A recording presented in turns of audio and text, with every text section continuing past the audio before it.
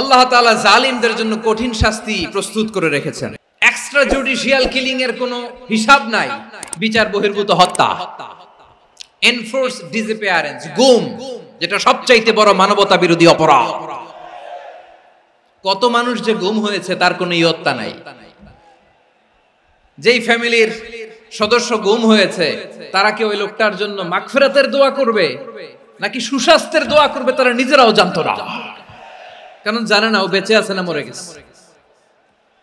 আহা, বিডিআর নওজওয়ানদের যারা ছাড়া পেল দেখলাম বিনা অপরাধে, কোনো অন্যায় ছাড়া, অপরাধ ছাড়া তাদের জীবন থেকে, তাদের তারুণ্যের, তাদের যৌবনের 15 বছর, 16 বছর, 17 বছর নাই, 6 মাস বয়সের ছোট বাচ্চাকে রেখে জেলে গেছে। 6 মাসের মেয়ে বেরোয় দেখে মেয়ের বয়স 17 বছর। মেয়ে বাবারে চিনে না, বাবা মেয়েরে চিনে না। মেয়েকে এখন বিয়ে দিয়ে আরেক ছেলের হাতে তুলে দিবে। মেয়ের শৈশব বাবা দেখে নাই, মেয়ের কৈশোর বাবা দেখে নাই, মেয়ের তারুণ্য দেখে নাই।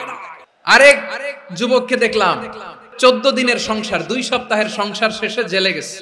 কত যুবকের যে স্ত্রী চলে গিয়েছে ফ্যামিলি ছেড়ে, কারণ জানে না তো কবে আসবে, কি হবে, কেউ জানতো না। দাম্পত্য জীবনের মাত্র 14 দিনের স্মৃতি, এই স্মৃতিকে আঁকড়ে ধরে এক বোন 16টা বছর, 17টা বছর কাটিয়ে দিয়েছে।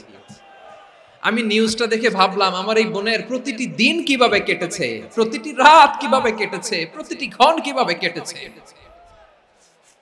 বিশ্বনবী বলেছেন, ইত্তাকি দাওয়াতাল মাজলুম ফাইন্না লাইসা বাইনাহু ওয়া বাইনাল্লাহি হিজাব।